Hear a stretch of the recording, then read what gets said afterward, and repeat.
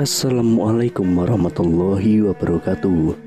Rahayu, Rahayu, Rahayu. Kembali lagi di channel Nasihat Kehidupan Misteri.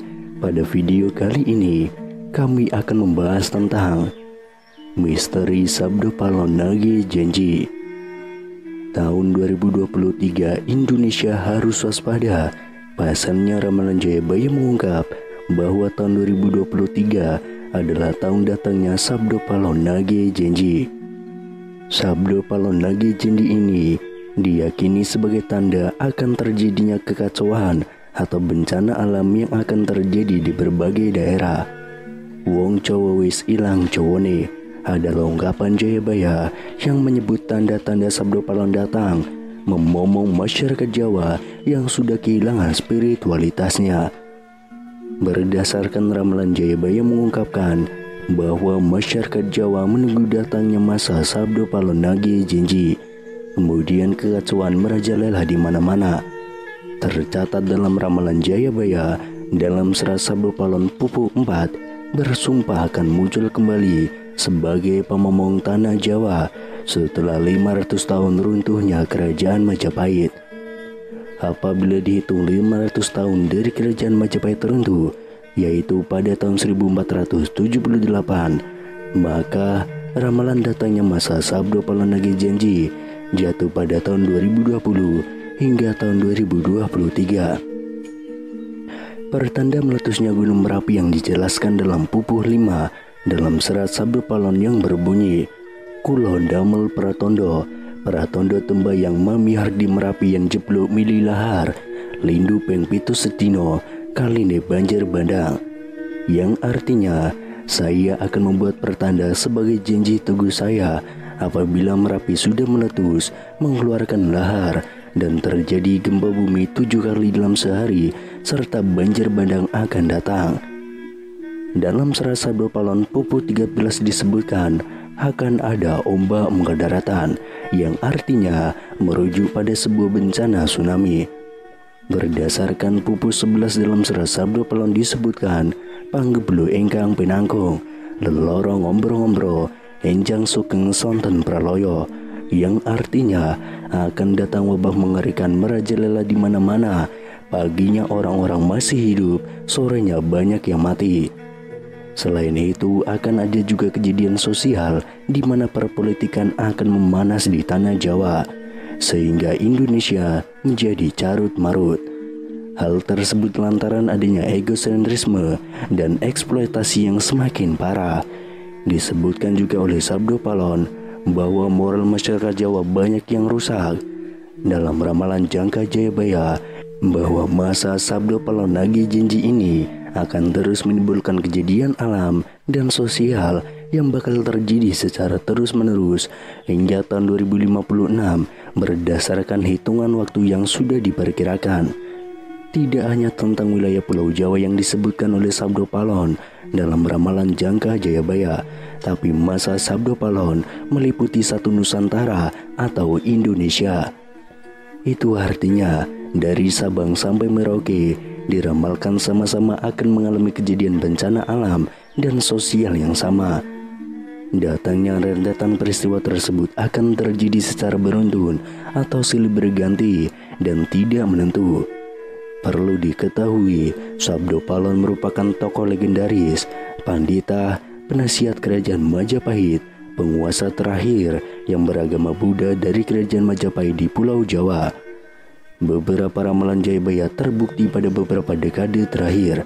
Namun sebagai masyarakat, kita tetap berdoa dan berikhtiar agar Indonesia selalu aman dan damai tanpa ada bencana di tahun 2023 ini. Sabdo Palon Nage Janji ini berawal saat Pulau Jawa dikenal angker pada zaman dahulu, hingga Syekh Subakir yang diutus untuk menyebarkan agama Islam harus menghadapi tantangan hingga membuat perjanjian Sabdo Palon dengan roh halus penguasa wilayah yakni Ki Semar Badranaya. Perjanjian Sabdo Palon itu dibuat sebagai kesepakatan antara Syekh Subakir yang datang menyebarkan agama Islam ke Pulau Jawa yang terkenal angker dengan roh halus penguasa wilayah yakni Ki Semar Badranaya. Diceritakan pada masa dahulu, Pulau Jawa terkenal angker yang dikuasai roh halus Ki Semar Badranaya. Kedatangan Syekh Subakir yang diutus oleh Sultan Turki, Sultan Muhammad I untuk syiar agama Islam.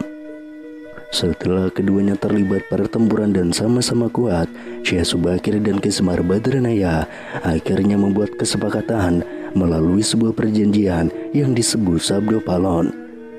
Namun kedatangan Syekh Subakir dalam melakukan syiar Islam di Pulau Jawa saat itu harus mendapat rintangan hingga harus membuat perjanjian dengan Ki Semar Badranaya sebagai roh halus sebagai Danyang atau penguasa wilayah tanah Jawa. Syekh Subakir dikenal sebagai orang yang berhasil menumbali Pulau Jawa yang terkenal angker dan wengit pada dahulu kala. Saat itu Sultan Turki, Sultan Muhammad I mendapatkan petunjuk untuk melakukan penyebaran Islam di Pulau Jawa, sebuah tempat di tanah Jawa yang dalam pengaruh magis begitu kuat. Mulai dari jin hingga setan menghuni setiap sudut tanah Jawa yang saat itu masih berbentuk hutan belantara. Diutuslah rombongan para alim ulama untuk mendatangi Pulau Jawa guna melakukan syiar Islam.